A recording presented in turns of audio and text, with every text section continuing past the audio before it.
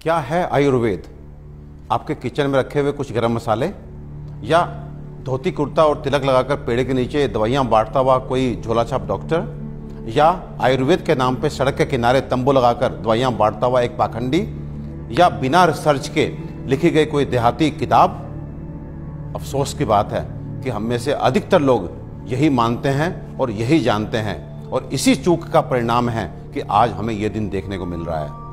और साथ ही मैं आपको सचेत कर देना चाहता हूं कि अगर अब भी हम ना सुधरे, हम आयुर्वेद को नहीं जाने, नहीं पहचाने, तो मुझे नहीं मालूम कि आयुर्वेद का क्या होगा, लेकिन मानव जाति का पतन तो मैं निश्चित रूप से देख रहा हूं। और जो लोग मेरी इस बात से इत्तेफाक नहीं रखते, वो अपनी क्वालिटी ऑफ हेल्थ और क्वांटम ऑफ लाइफ को कंसिडर करें। साधनों के अभाव में हमारे बड़ों में से अधिकतर लोग 100 वर्ष की आयु तक पहुंचते थे। ये वो आयु है जिसकी आज हम साधन संपन्न होने के बावजूद भी कल्पना तक नहीं करते।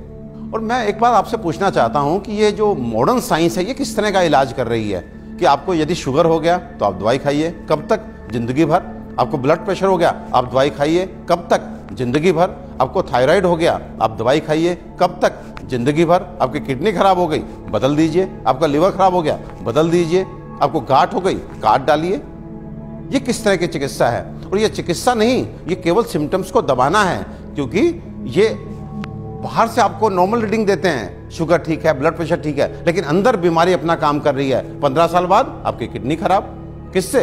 शुगर से, ब्लड प्रेशर से। आज का नर्वस सिस्टम खराब, आपकी आंखें खराब, आपको ये कॉम्प्लिकेशन, आपको ये कॉम्प्लिकेशन। तो ये इलाज है या एलोपैथ का काला पर्दा? अपने 20 साल के क्लिनिकल एक्सपीरियंस से आपको बता देना चाहता हूं, ये जो आयुर्वेद विज्ञान है, ये समुद्र से भी गहरा, हिमालय से भी ऊंचा ऐसा जीवन का विज्ञान है जो आपके शरीर में और मन में किसी भी अवांछित परिवर्तन के बारे में आपको न केवल जानकारी देता है, बल्कि उसे जड़ से मिटाने के लिए पुख्ता इलाज भी देता है। और मुझे एक बात समझ में नहीं आती, आप ऐसे विज्ञान को क्यों नहीं जानना चाहते जो आपको कभी शुगर, ब्लड प्रेशर, थायराइड और अनेक तरह की प्रॉब्लम्स आने ही ना दे। और यदि दुर्भाग्य से आ गई, आपके जेनेटिक कॉम्पोजिशन इस तरह का है कि आपको ये बीमारियां लग जाती हैं, तो इनसे कैसे आप बचे रहें और कैसे आप ठीक हो सकते हैं, इसके बारे में भी पुख्ता जानकारी दे।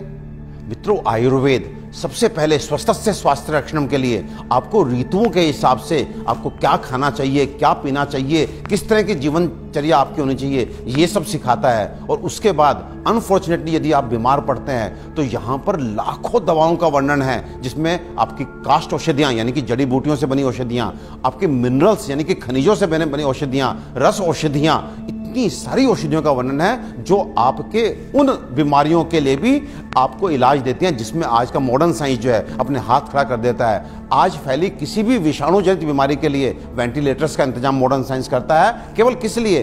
इसलिए कि वो तब तक आपको जीवित रख सके जब तक वायरस अपने आप आपको छोड़ के नहीं चला जाता। तो ये किस तरह का इलाज है? जबकि आयुर्वेदिक औषधियां ऐसी हैं जो सीधे जाके वायरस को मार के आपको बीमारी से बाहर लेके आती हैं, आपको मौत से मुंह के बाहर लेकर के आती हैं। तो दोस्तों, विश्वास कीजिए, अपने आयुर्वेद को मान दीजिए, सम्मान दीजिए, जानिए, पहचानिए, अपनाइए और अपने जीवन को, अपनी हेल्थ को अच्छा कीजिए।